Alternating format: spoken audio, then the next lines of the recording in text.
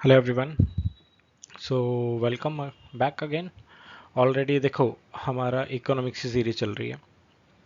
Polity हमने start कर दिया है। ये हमारी पॉलिटी सीरीज का पहला लेक्चर है। साथ ही हमने जियोग्राफी सीरीज अलग से स्टार्ट कर दी है। तो हमारी 3 सीरीज चालू हो चुकी हैं आपकी। अब नाउ वी आर प्लानिंग कि हम हिस्ट्री सीरीज भी स्टार्ट करें और सून हम स्टार्ट कर देंगे। करंट अफेयर्स का हम आराम से करेंगे ताकि आपके एग्जामिनेशन में कोई दिक्कत ना हो। बहुत कुछ कवर करेंगे और पूरा का पूरा कोर्स आपको फ्री ऑफ कॉस्ट मिलेगा।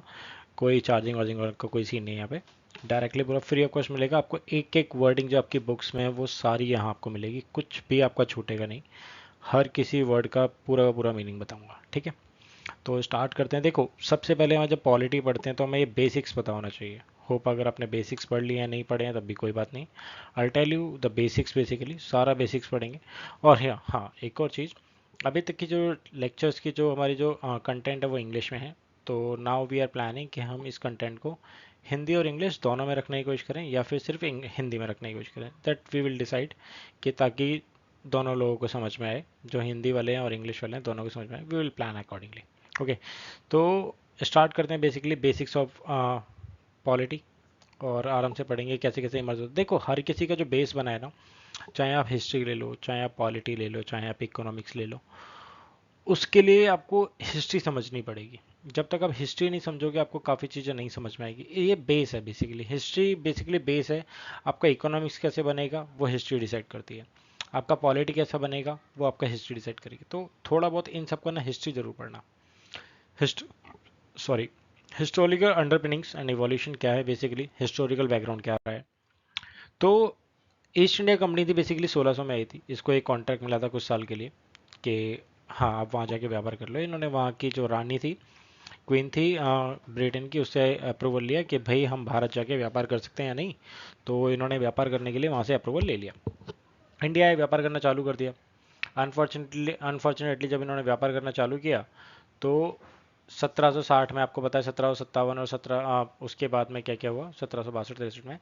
और उसके बाद बैटल ऑफ बक्सर हुआ 1764 में। 1757 प्लासी का वॉर हुआ। तो they got just like feeling now we can do anything. उन्होंने ये सब कुछ इतना ज़्यादा अचीव कर लिया था।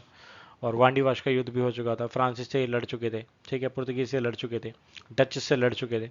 तो इतना सब कुछ ये कर चुके थे तो उसकी इनके पास थोड़ी सी ये लगा कि वी आर समथिंग नाउ। तो इनको क्या हो गया, 1764 के बक्सर युद्ध के बाद में इनको सिविल राइट और सॉरी रेवेन्यू और सिविल राइट दोनों मिल गए, ठीक है। यहाँ पर आप रेवेन्यू राइट्स देख लोगे और सिविल दोनों राइट्स मिल गए। किसके, बंगाल बिहार और उड़ीसा के। ये वो रीजन थे जो कि बहुत ज़्यादा इमर्जिंग थे उस टाइम पे। इनकी इकोनॉमी यानी कि पूछो मत कि अगर अगर अंग्रेजों को अगर कहीं पर कुछ मिल सकता था तो ये तीन थे। तीनों पे कब्जा कर लिया। और ये तीनों के तीनों जो स्टेट है ना, ये बेसिकली सिर्फ और सिर्फ पानी के किनारे हैं। बंगाल भी पानी के किनारे, बिहार भी पानी के किनारे। तो ये बहुत बढ़िया काम करते हैं इन चीज़ों में, ठीक है। अब क्या हुआ, ये बेसिकली ट्रेडिंग करने के लिए आए थे। इन्होंने ट्रेडिंग वेडिंग कर लिया, सारा काम हो गया, सब कुछ हो गया। तो करते रहे। इनको स्टार्टिंग में बहुत कम प्रॉफिट हुआ but they started like we will do it. They have like that positive thought कि नहीं नहीं करेंगे करेंगे। तो इन्होंने वो कर लिया। तो ऐसे चलता रहा सब कुछ। ये युद्ध युद्ध कर लिया, इस तरीके से चलता रहा कुछ साल के बाद में। लेकिन इन्होंने वो अपना जो भी इनको टाइम मिला था, अब मेरे को याद नहीं है बेसिकली, वो 8-9 साल का था या 15 साल का था 1600 में जब ये आए थे। तो उसके बाद वो एक्सटेंड कर दिया लाइफ टाइम के लिए कि हाँ भाई तुम व्यापार करो, कोई दिक्कत नहीं है, क्योंकि पैसा जा रहा था। तो ये सब कुछ हो गया। आगे स्टार्ट करते हैं। तो अब देखते हैं व्हाट इज कॉन्स्टिट्यूशन। अब देखो कॉन्स्टिट्यूशन क्या है, बेसिकली एक नेशन के लिए, एक स्टेट के लिए और एक सोशल ग्रुप के लिए ये डिसाइड करता है कि पावर और जो ड्यूटीज़ हैं वो किसके पास रहनी चाहिए, या फिर हम ये पावर ड्यूटीज़ किसको देंगे कि जो हमारे जो हम लोग हैं हमको मैनेज करे, हमारे सही गलत का फैसला ले। ये हम गवर्नमेंट को देंगे, किसी राजा को देंगे, या किसको देंगे, दिस काइंड ऑफ थिंग। तो बेसिकली एक पूरा मेमोरेंडम बना लिया जाता है, ठीक है। उस मेमोरेंडम के अंदर हम सारी चीज़ें एक एक लाइन वाइज लिखेंगे कि ये वाला काम कौन देखेगा, ये वाला काम किस पॉइंट में आएगा, ये वाला काम किस में आएगा, सही गलत इसमें से क्या होगा, सब कुछ देख लेते हैं टू जेड। तो ये हो जाता है basically in simple language constitution, ठीक है। अब यहाँ पर एम एन रॉय कौन था। एम एन रॉय वो पहला बंदा था जिसने इंडिया के अंदर कॉन्स्टिट्यूशन की बात करी।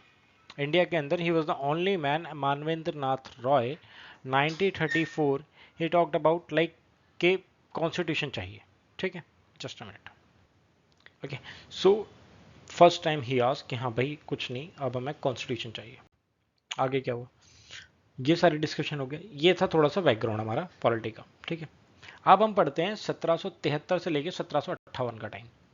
1773 से लेके 1758 का टाइम देखो, बहुत ही सही टाइम है ये बेसिकली अंग्रेजों के लिए, कि इन्होंने इस टाइम पे जितना कुछ किया, जितना कुछ इन्होंने जितना लूट सकता था ना इस टाइम पे लूट लिया, क्योंकि 1858 के बाद में हमारे पास ईस्ट इंडिया कंपनी की जगह ब्रिटिश रूल लागू होगा।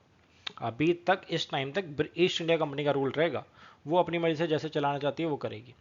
क्या हुआ, अब during this time various act हुआ पास्ट, काफ़ी सारे जो एक्ट थे वो पास हुए, and parliament to control supervise activities of East India Company, ये सब कुछ करने के लिए। The company rule ended in 1858, कब, 1857 के युद्ध के बाद, ठीक है। आफ्टर में द सिपाही म्यूटिनी हुई, यानी कि सिपाही विद्रोह जिसे हम कहते हैं 1857 का।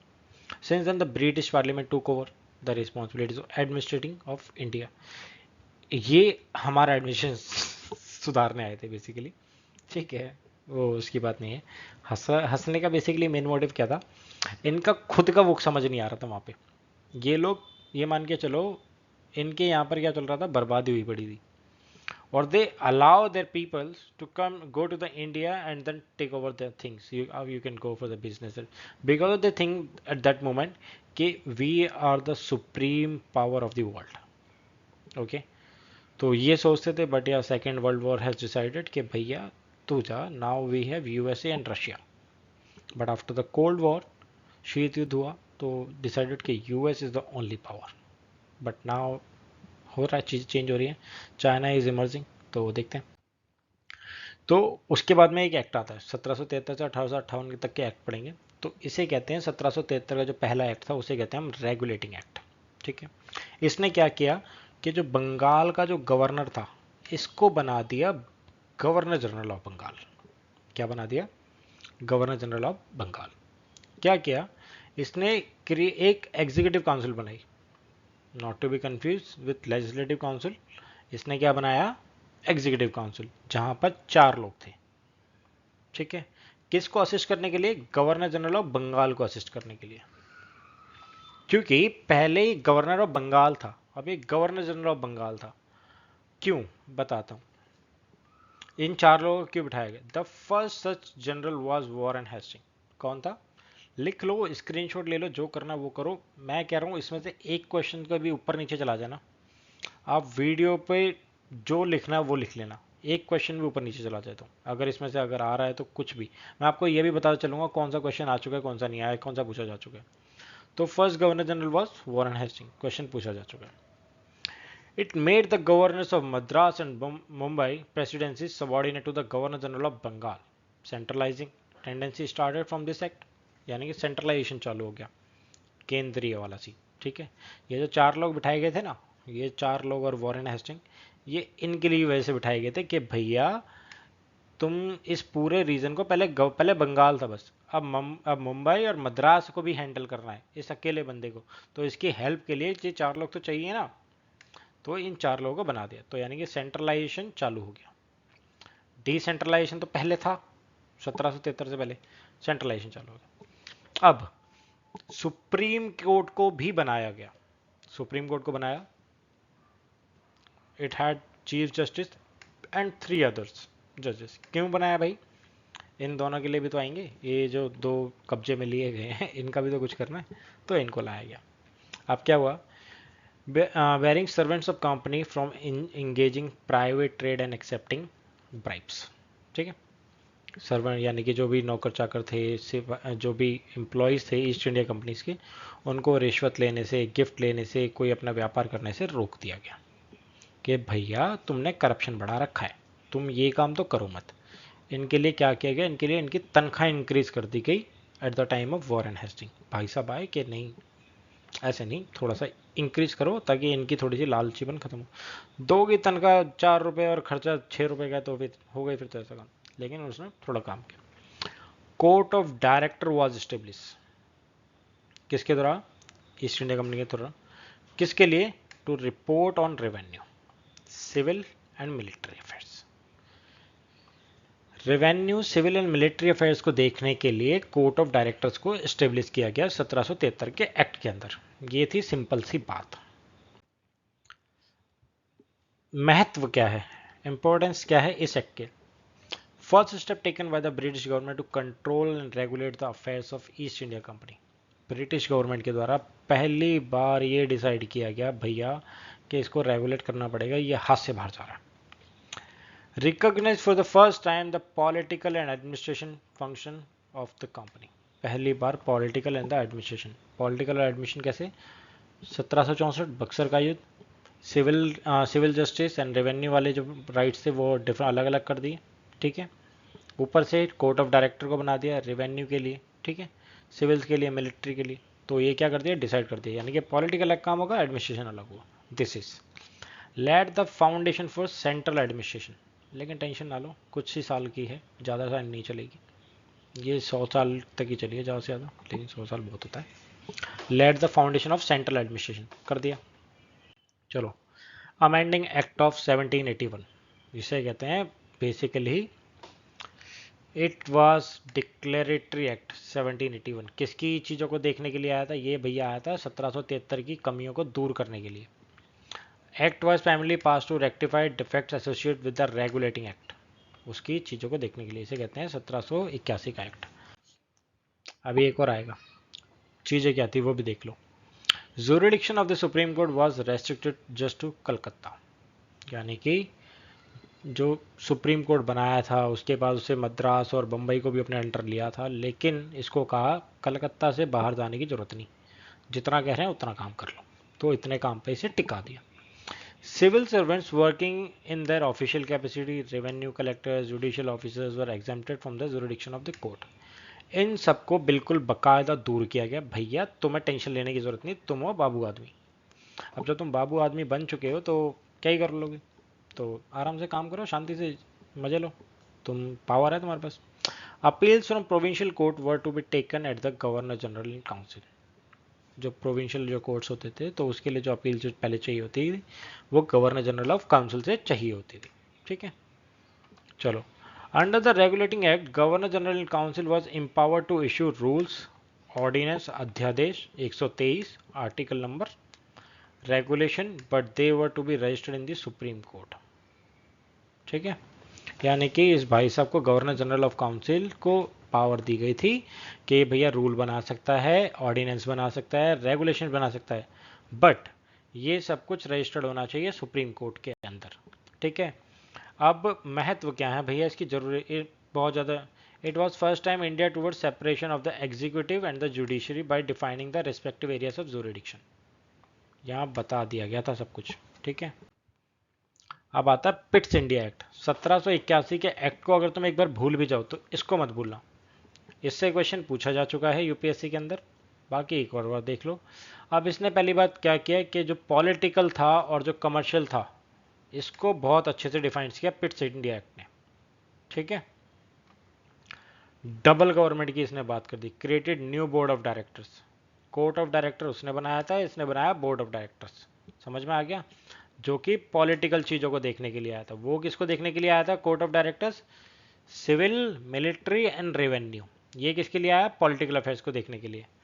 कोर्ट ऑफ डायरेक्टर्स ऑफ ये कमर्शियल अफेयर्स और manage by the court of directors, समझ गए, कमर्शियल और पॉलिटिकल दोनों को देखने के लिए पिट्स इंडिया एक्ट आ गया। तो डबल गवर्नमेंट की उसने बात कर दी। Board of director was empowered to supervise and direct all operations of the civil, military, government revenues of the British position in India. जितने भी थे भाई साहब को पावर थी कि जितने भी सिविल मिलिट्री के जितने भी हैं और रेवेन्यू के हैं उसको सुपरवाइज कर सकते हैं डायरेक्टली। चलो, इनके महत्व क्या है, इनकी भाई इनकी जरूरत क्या पड़ी? फर्स्ट टाइम कंपनी की जो पोजीशन थी वाज कॉल्ड ब्रिटिश पोजीशंस।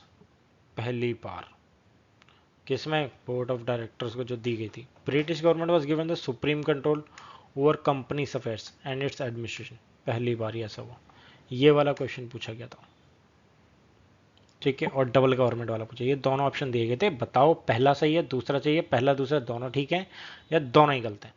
तो आंसर तो बताइए, पहला दूसरा होना था।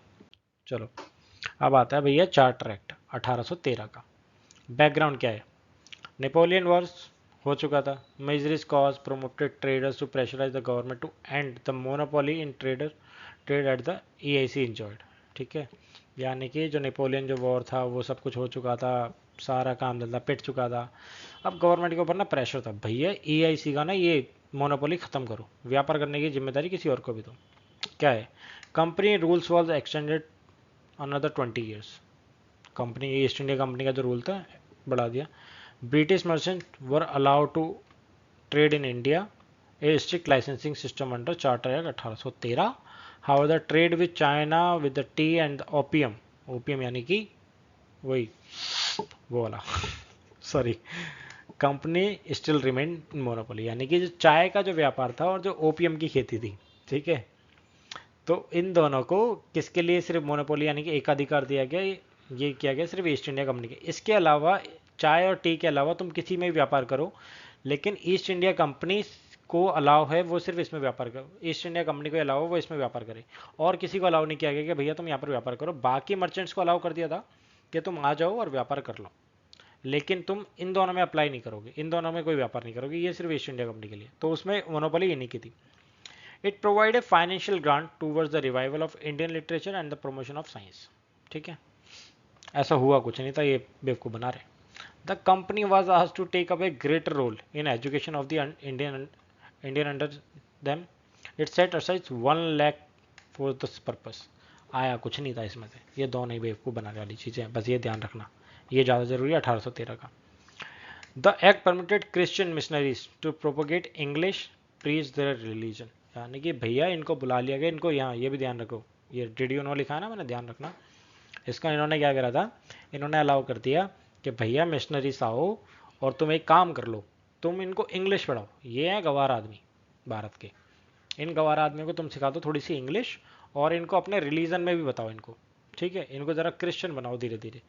तो वो क्रिश्चियनों में वो चलना चालू हो गया फिर धीरे धीरे ये सारी चीज़ें, ठीक है। तो ये था इस 1813 के एक्ट। 1833 आता है, 1833 का चार्टर एक्ट आ जाएगा। अब गवर्नर जनरल ऑफ जो वॉरेन हेस्टिंग भाई से गवर्नर जनरल ऑफ बंगाल बनाया गया था, अब उस पोजीशन को हटा दिया, अब बना दिया गवर्नर जनरल ऑफ इंडिया। और ये भाई साहब बने थे Lord William Bentinck. Warren Hastings चाचा गए तेल लेने, अब तुम्हारी कोई ज़रूरत नहीं, अब हम गवर्नर जनरल ऑफ बंगाल नहीं खेलेंगे, अब India is in our control, तो इंडिया इंडिया खेलेंगे अब। तो Lord William Bentinck was the first governor general of India. All civilian and the military power was vested to him. जितनी भी पावर थी सिविलियन की और मिलिट्री की, वो इन काका जी को दे दी गई। It deprive the governor of Bombay and Madras to make laws. क्या करा, गवर्नर ऑफ मद्रास और बॉम्बे को पावर दे दी कि भैया तुम लॉ बना सकते हो। All law making now vested to the governor general of India. जितने भी ये लॉ बना सकते थे वो उसको हटाया और इन भाई साहब को लॉ बनाने की पावर दे दी जो पहले इनको दी गई थी। बेशक ये किसके अंदर थे, सुपरवाइजन को कौन करता था, governor general of Bengal Lord Warren Hastings. अब कौन करेगा, विलियम बेंटिक। पहले इनको थोड़ी बहुत पावर दे रखी थी, तुम अपने अपने लॉ बना लो बॉम्बे मद्रास में, अब नहीं, अब जितनी पावर है ये भाई साहब बनाएंगे, इस काका को दे दिया। Ended the commercial activities of EIC completely. इनका जितना भी व्यापारिक काम धंधा था बाकायदा बर्खास्त किया गया, इन चाचा को भगाया गया, भगाया नहीं ठीक है, इनका काम खत्म कर दिया। अब कमर्शियल एक्टिविटी के तौर पे इनको हटाओ। Attempted to introduce a system open competition civil services के लिए, इंडियंस को अलाउ करने के लिए ये लेके आए। इन्होंने बोला कि भैया तुम भी पेपर दे दो, तुम भी पास हो जाओ, तुम भी IAS बन जाओ। कितनी बार बोले हैं इनको लेकिन हुआ क्या, जो चाचा कोर्ट ऑफ डायरेक्टर्स बनाए थे, ठीक है, कोर्ट ऑफ डायरेक्टर्स बनाए थे, कब बनाए थे ये 1773 में। सिविल रेवेन्यू मिलिट्री की पावर इनको दी गई थी। बोर्ड ऑफ डायरेक्टर्स को क्या दिया गया था, उनको दिया गया था पॉलिटिकल पावर्स, ठीक है। तो कोर्ट ऑफ डायरेक्टर्स ने आना का नहीं, नहीं नहीं नहीं नहीं नहीं मैं नहीं अलाउ करूँगा इनको, भारतीय नीच आदमी है, मैं करूँगा ही नहीं, तो करा ही नहीं इसने, ये काम इन्होंने करा। The law made under previous act were called regulations. Hence, however, since the passage of this act, it came to be known as acts. इससे पहले 1833 से पहले जितने भी एक्ट बनाए गए उनको बकायदा रेगुलेशन ही कहा गया। उसके बाद अब जितने भी एक्ट जो भी बनेगा उसको एक्ट कहा जाएगा। ठीक है, ये सिंपल सी बात थी। Indian law commission, Indian law commission was appointed under the provision of the act. Lord McClay was the first chairman of this commission. Lord McClay को बनाया गया पहला चेयरमैन किसका, लॉ कमीशन ऑफ इंडिया का।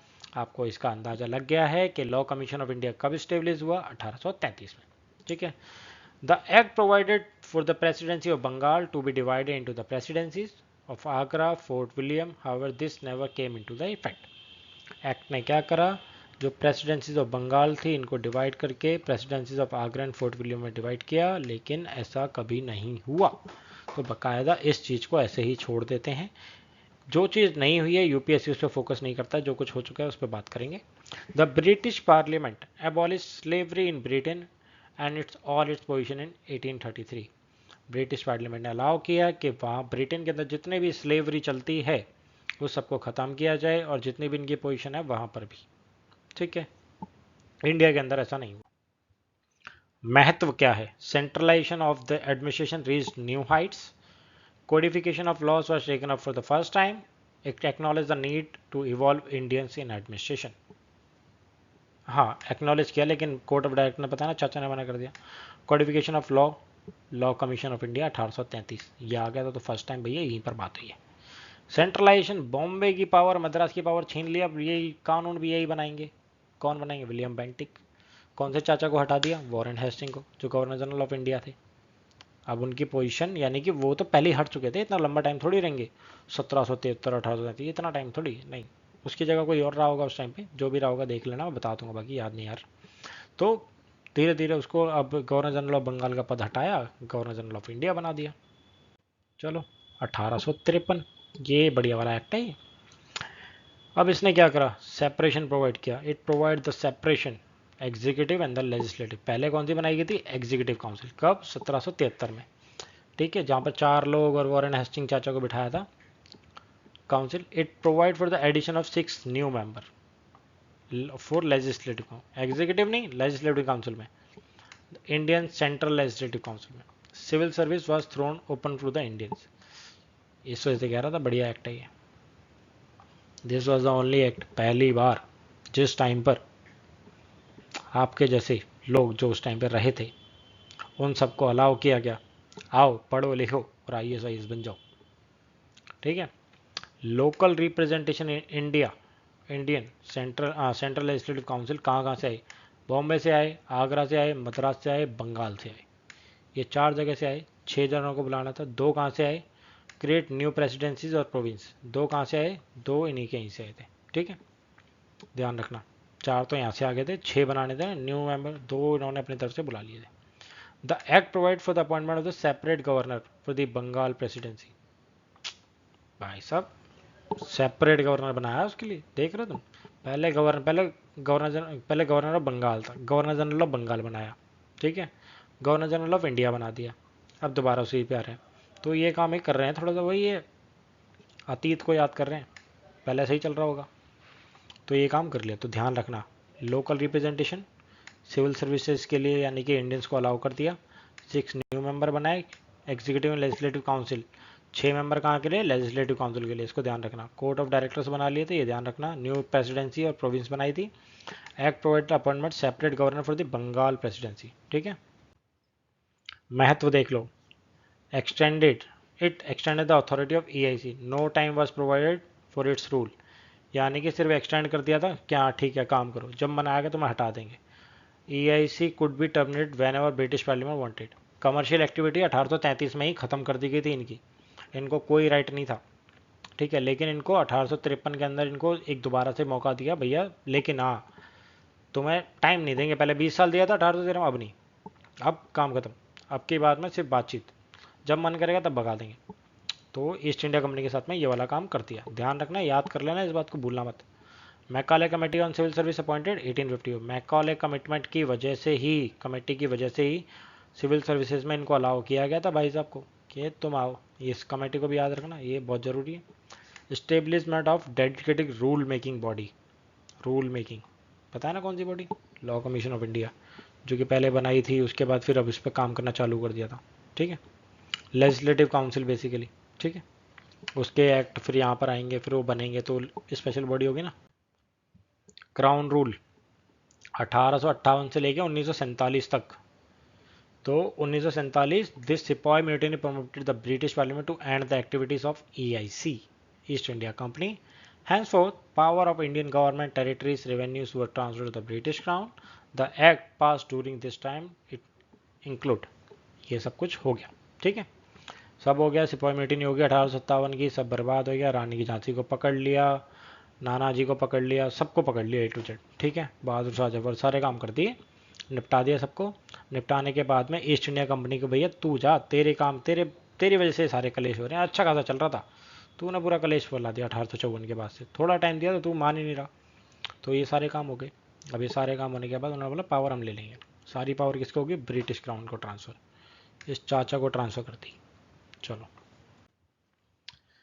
Government of India act 1858, it was also known as act of good government of India, act of good government of India and a dual government scheme initially Pitt's India act के अंदर जहाँ पर लाई थी। पिट्स India act में क्या लाया था पता है ना?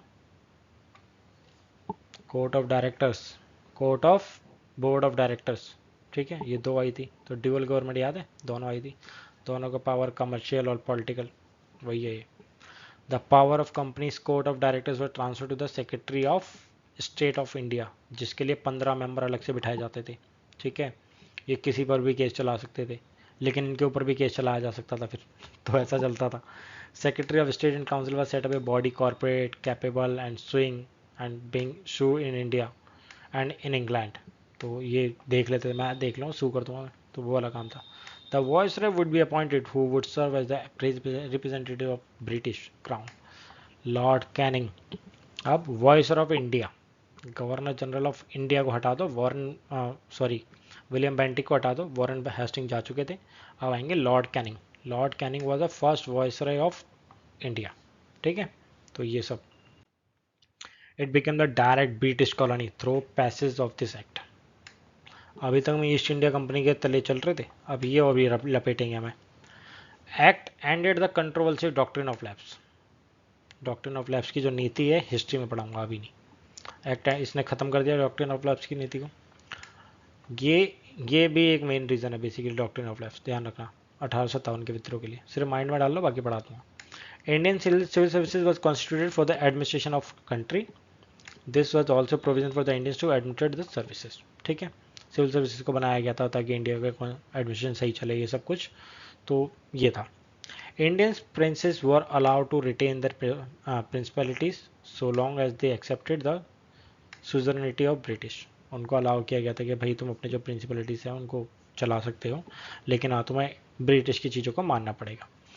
क्रिटिसिज्म क्या है? They did not in any way alter the system of government of India. Most of the provisions were enacted to safeguard the retrieval of empire against further threat of rebellions। Basically इनको पता चल चुका था कि 1857 का विद्रोह क्यों हुआ है, किसकी वजह से हुआ है, कौन बर्बादी मचा रहा है।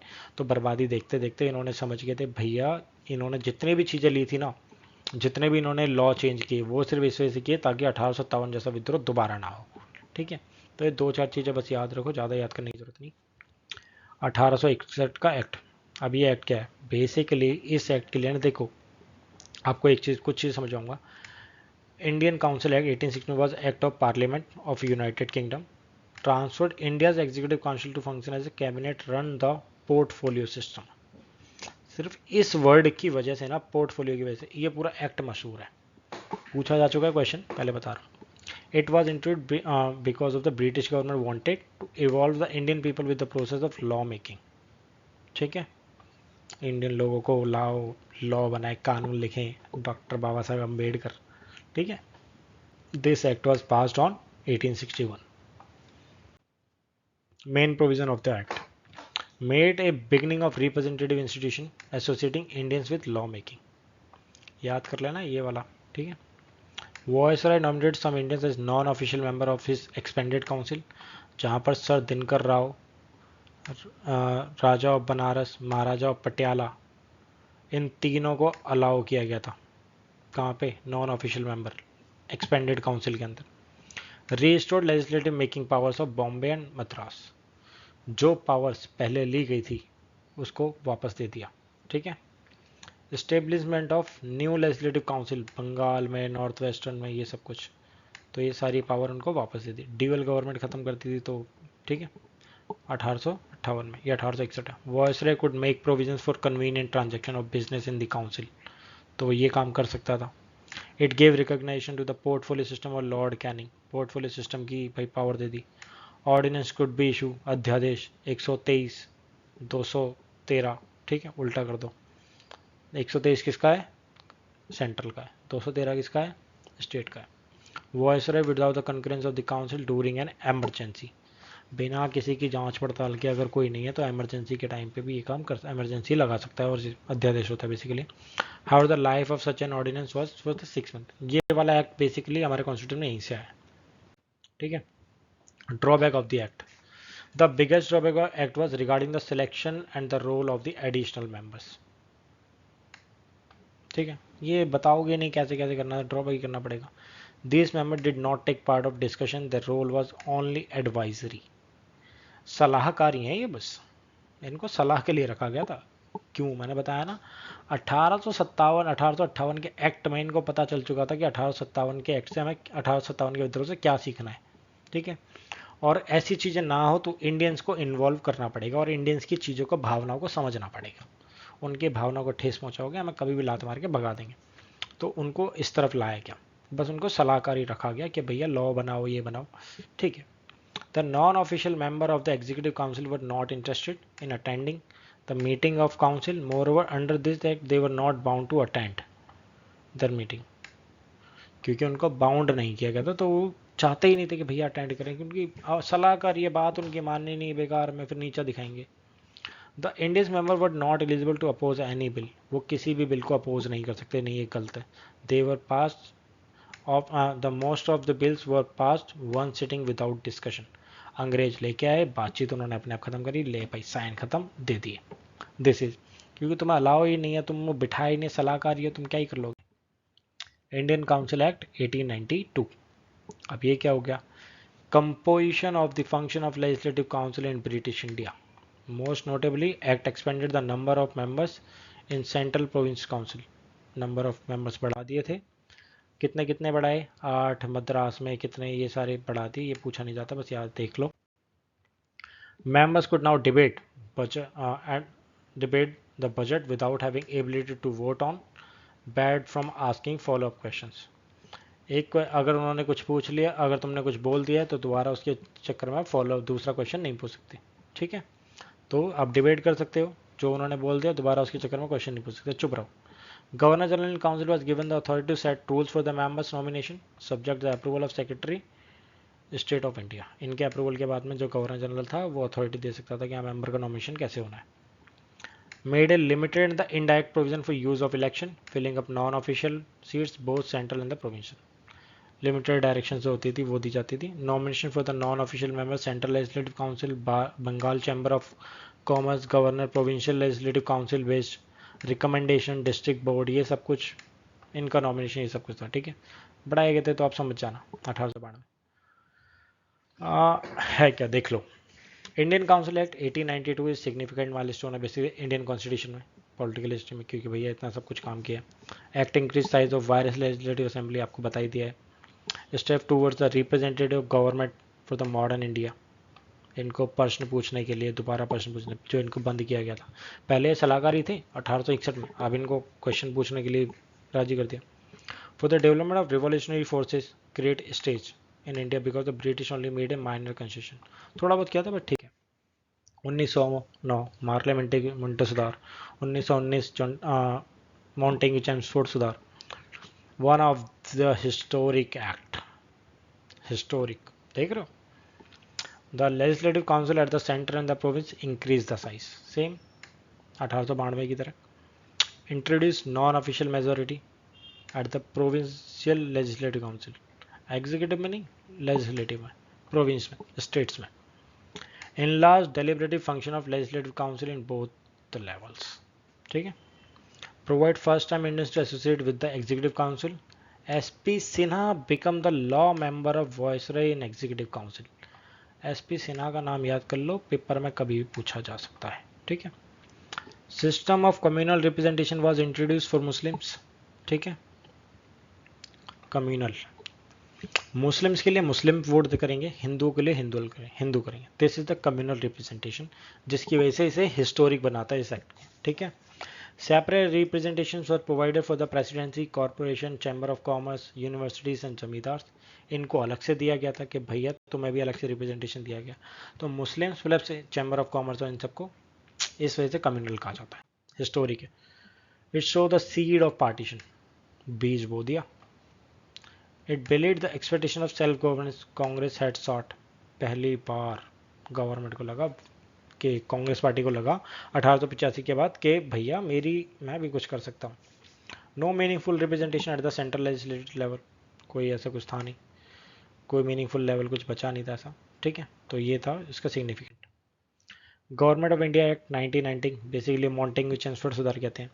इसने क्या करा, gradual introduction of responsible government of India, ये अच्छा काम था। It relax the control of centre over the province of demarcating, separating the central and provincial subject. Diarchy system आया, provincial subjects were allowed to into the transfer the reserve list and transfer list and the reserve list. TRK system इसे कहते हैं basically. Reserve list were administered by the governor and his executive council that would not be answerable to the legislative, where the transfer list administered by the governor, advice of ministers responsible, ठीक है। तो ऐसा चलता था। Bicameralism, direct elections was introduce for the first time, but election का मतलब ये नहीं था कि इलेक्शन के पावर देती। मोस्ट ऑफली ये कहो कि 10% लोगों को इलेक्शन था, जिनके पास अच्छी ज़मीन है, जो बड़े घर की औरतें हैं, जो पढ़े लिखे लोग हैं, सिर्फ उनको ही था और किसी को नहीं था। Act 3 of 6 member from the viceroy executive council were not to be Indian. Out of 6 में से 3 लोगों का वायसराय काउंसिल इंडियन होना जरूरी है, ठीक है। Principle of separate electorate was extended, यानी कम्युनल वाला जो सीन था वो यहाँ पर एक्सटेंड कर दिया था सिख के लिए, इंडियन क्रिश्चियन के लिए, एंग्लो इंडियंस के लिए, कि ये जो भैया है ना इनके लिए भी अलग अलग से कराओ, जैसे मुस्लिम्स के लिए करा, यूरोपियंस के लिए भी करो, इनके लिए भी करो। तो इसको थोड़ा सा और वो कर दिया। क्वेश्चन पूछा गया इसके ऊपर, it granted franchise to limited number of people in the basis of property tax franchisee, तो इसी के बेस पे इन्होंने वोटिंग भी दिया। High commission of India position create, some powers of secretary state was transferred to the commissioner, तो ऐसी position बनाएगी high commissioner of India Commonwealth nations में, ठीक है। Provincial budget separate at the first time from the central, यानी कि अब जो प्रोविंस थी, यानी कि कोई कहीं का राजा है वो अपना खुद बजट ला सकता था इंस्टेड ऑफ के सेंटर के बजट के थ्रू सबमर्ज हो, नहीं, अपना अपना बजट लेके आओ। स्टेट्स को भी अलाउ कर दिया। Central public service commission CPSC was established, central public service commission, सोच रहे हो UPSC का टाइम है ये 1900। Structural commission to analyse the impact of 10 years, 10 साल के बाद एक कमीशन बनाई जाएगी, तो वो देखेगी भैया इसके में क्या चल रहा है। तो सेंट्रल ये वाला ध्यान रखना, ये जरूरी है। साइमन कमीशन आया 10 साल के बाद। Abolition of dyarchy, extension of responsible government province होना चाहिए, कंटिन्यूशन ऑफ कम्युनल रिप्रेजेंटेशन, इसकी वजह से ना दंगे भड़के थे। और दूसरी बात, इसके अंदर कोई भी इंडियन नहीं था, ठीक है, काला झंडा तभी दिखाई देगा। Establishment of federation of British India principal states, ठीक है। गवर्नमेंट ऑफ इंडिया एक्ट 1935 क्या करा, it provide for the establishment of all India federation consist of province and principally state of in units, divide powers between the centre and the units of 3 list, federal list, provincial list, concurrent list. जो आज की date में वही system, यानी कि केंद्र की अलग लिस्ट होगी, सेंटर की अलग लिस्ट होगी, सॉरी केंद्र की अलग होगी, राज्य की अलग होगी, यानी कि, और कंकरेंट को हिंदी में क्या कहते हैं वो पता नहीं, तो उसकी होगी। It abolish dyarchy in the province, studies provincial autonomy, dyarchy थी जो प्रोविंस की वो खत्म कर दी। इसने क्या करा, केंद्र के अंदर चीज़ें लानी चालू कर दी, प्रोविंस की ऑटोनॉमी कर दी इन इट प्लेस, ठीक है। Introduce responsible government in province, its governor was required to act with advice of minister responsible, जो आज का सिस्टम है वो लाया गया, ठीक है। डायरकी सिस्टम खत्म कर दिया था। It provide for the adoption of dyarchy at the centre, centre level पे लेके आ गए थे जो पहले वहाँ था। However this provision did not came into the effect, ऐसा हुआ नहीं कि ऐसा कुछ हो, ये चलता रहा। बाईकैमरलिज्म वाज इंट्रोड्यूस, 6 और स्टेट्स के अंदर इन्होंने थोड़ा सा इलेक्शन की पावर दी, थोड़ा सा बढ़ गया था। Separate elected was further extended, depress class women's के लिए, इनके लिए भी इलेक्शन किए गए लेकिन सेपरेट। तो सेम इसको भी यही कहते हैं कि भैया इन्होंने भी कम्युनल वाले को बढ़ाया। 1909 से लेके अभी तक ये चलता ही रहा था। Council of India was establish as per the 1858 act. Council of India was establish as per, abolish किया। Secretary of state was instead province, यानी कि वो सेक्रेटरी ऑफ स्टेट था, उसको हटा दिया वो सब कुछ। Act provided for the setting of federal commission of service, federal public service commission, provincial public service commission, joint public service commission, federal court, Reserve Bank of India, इन सबको इस टाइम बनाया गया। 1935 में रिजर्व बैंक बनी थी, बताइए सबको। यूपीएससी का भी ये 1919 के टाइम से, तो ये सब कुछ चल रहा था। प्रैक्टिस क्वेश्चन क्या है तो इसको पढ़ लो। Basically it would have been difficult to constituent assembly to complete its historic task for drafting the constitution for independent India in just 3 years, but for the experience gained government of India। 1947 से लेके 1949-50 तक अपने constitution बनाया है, सब कुछ करा कि कितना हिस्टोरिक था, हिस्टोरी से चीज़ें सीख के सब कुछ करना। तो इसको आपको बेसिकली देखो कितने क्वेश्चन है। It would have been difficult for the Constituent Assembly to complete its historical task, drafting the Constitution for independence in India in just 3 years, but for the experience gained with Government of India Act 1935। देखो historical task को लेना था, draft करना था constitution, दूसरा independent 3 साल के अंदर, तीसरा कि एक्सपीरियंस जो हमने गेन किया था 1935 के एक्ट से उसको भी थोड़ा सा। तो इन 3 चीज़ों को देख के लिखना है सब कुछ। सिर्फ एक क्वेश्चन एक है लेकिन चीज़ होती है ना, 250 वर्ड में देना है। 1947 का एक्ट आया, Indian independence act 1947 crucial because enable the transfer of the power of the crown in India amicable. Basically क्या करता है, it was passed British parliament July 5 को पास किया गया। रिसीव्ड रॉयल असेसमेंट 18 जुलाई को। प्लान फॉर्मुलेट हुआ, स्प्लिट हुआ ब्रिटिश इंडियन कॉलोनीज का पाकिस्तान और इंडिया के अंदर। Viceroy Lord Louis Mountbatten prime minister.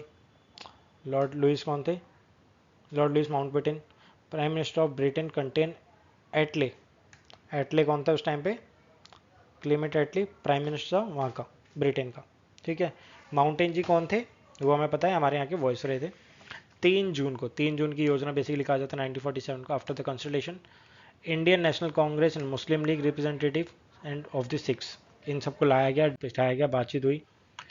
India as independent and the sovereign state बनाया गया, अपने पावर खुद के पास है। ठीक है, it provide partition of India, creation 2 Nations India and Pakistan, ये सबको पता है। It's abolish position of secretary of state, इसको ख़त्म कर दिया था। It abolish office of viceroy, ख़त्म कर दिया। दोनों को डोमिनियन स्टेट बना दिया गया। Governor general who was to be appointed by the British king, हमारे लिए गवर्नर कौन रहा, माउंटबेटन ही रहा था। ठीक है, it empowered the constituent assembly, 2 dominion बनाए जाए। एडॉप्ट एनी कॉन्स्टिट्यूशन, जो भी उनको अच्छा लगता है, कहीं से भी अच्छा लगता है वो ले सकता है। ब्रिटिश पार्लियामेंट के जो भी एक्ट हैं उसको ख़त्म कर सकते हैं। Constituent assembly were empowered for the legislative their respective dominions till new constitution were drafted and enforce. पीछे की वॉइस को इग्नोर करना है प्लीज़। ठीक है, आप सिर्फ इस पर ध्यान दो। अब इसने क्या करा, ग्रांट किया प्रिंसली स्टेट, उनको फ्रीडम दी कि भैया तुम्हें जो अच्छा लगता है, या फिर तुम फ्री रहना चाहते हो वहाँ चले जाओ। इंडिया में जाना है इंडिया में चले जाओ, पाकिस्तान में जाना है पाकिस्तान में जाओ, फ्री रहना है फ्री रहो।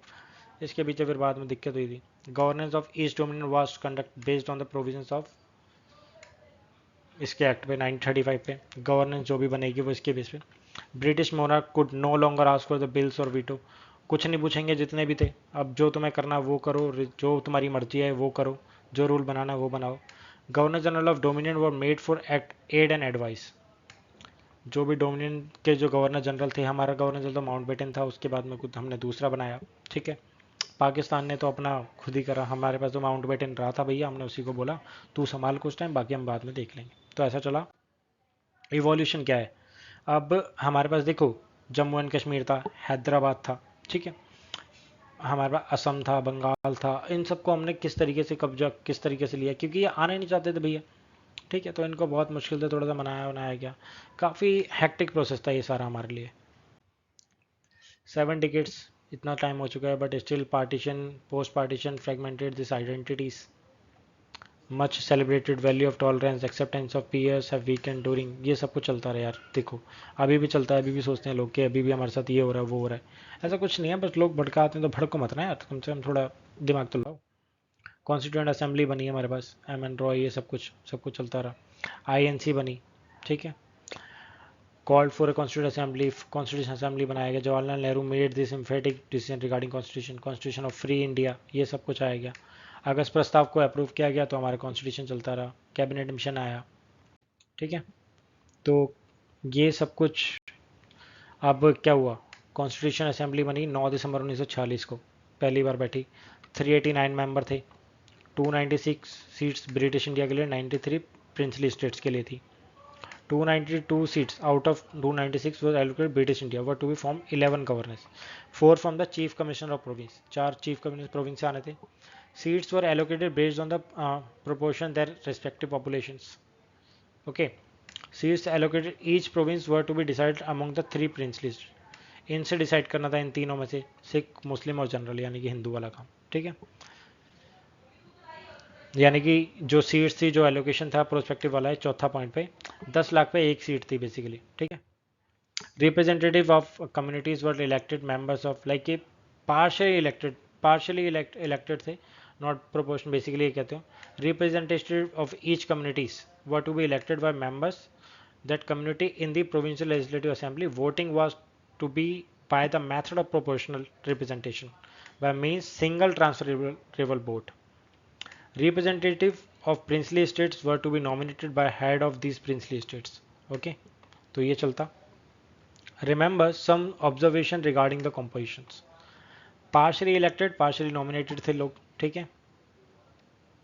Indirect election by provisional assemblies who themselves were elected, limited franchises उनको दी गई थी।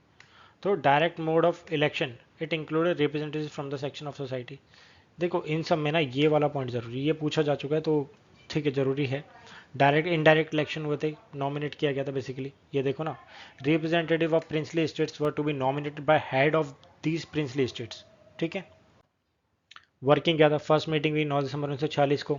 मुस्लिम लीग ने पार्टिसिपेट किया नहीं। टेम्पररी जो हमारे पास जो प्रेसिडेंट बने वो बने डॉक्टर सच्चिदानंद सिन्हा, इनको बनाया गया।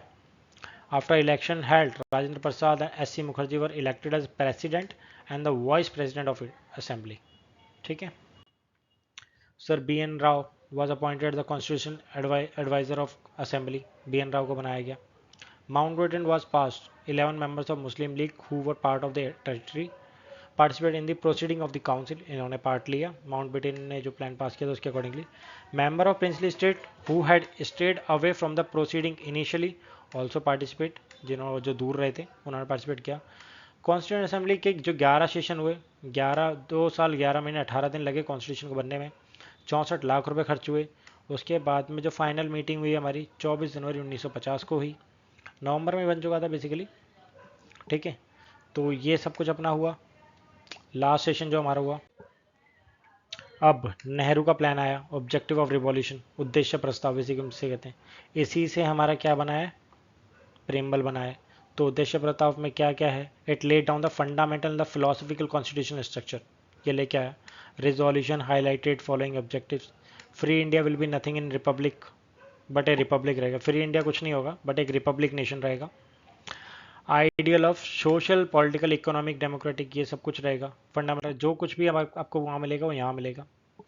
अब ratification of Indian membership Commonwealth में हम अपने आप करेंगे। Adoption of national flag, adoption of national anthem, adoption of national song, electing Rajendra Prasad as the first presidential, ठीक है। तो ये सब कुछ हमने काम किए। यूनियन पावर किसके पास थी, जवाहरलाल नेहरू के पास थी। Union constitution committee, Jawaharlal Nehru. Provincial किसके पास थी, सरदार वल्लभ भाई पटेल के पास थी। ड्राफ्टिंग कमेटी किसके पास थी, डॉक्टर बी आर अम्बेडकर के पास थी। एडवाइजरी कमेटी फंडामेंटल राइट्स के लिए, माइनॉरिटी राइट्स के लिए कौन था प्रेसिडेंट, सरदार पटेल रहे थे। जिसकी 2 सब कमेटियाँ थी वो कौन देखता था, जे.बी. कृपलानी और एस.सी. मुखर्जी देखते थे, ठीक है। जब फंडामेंटल राइट्स की बात होती तो जे.बी. कृपलानी देखते और माइनॉरिटी की जब बात आती तो एस.सी. मुखर्जी देखते। रूल का जो प्रोसीजर था राजेंद्र प्रसाद ही देखेंगे, ठीक है। स्टेट कमेटी कौन देखता था, जवाहरलाल नेहरू, ठीक है। प्रोविंस की कौन देखता था, सरदार पटेल। स्टीयरिंग कमेटी कौन देखता था, चेयर करने के लिए Rajendra Prasad. Committee on function of constituent assembly की जब कमेटी जब बात होती थी तो कौन देखता है, जी.वी. मावलंकर, ठीक है, ये अध्यक्ष थे बेसिकली।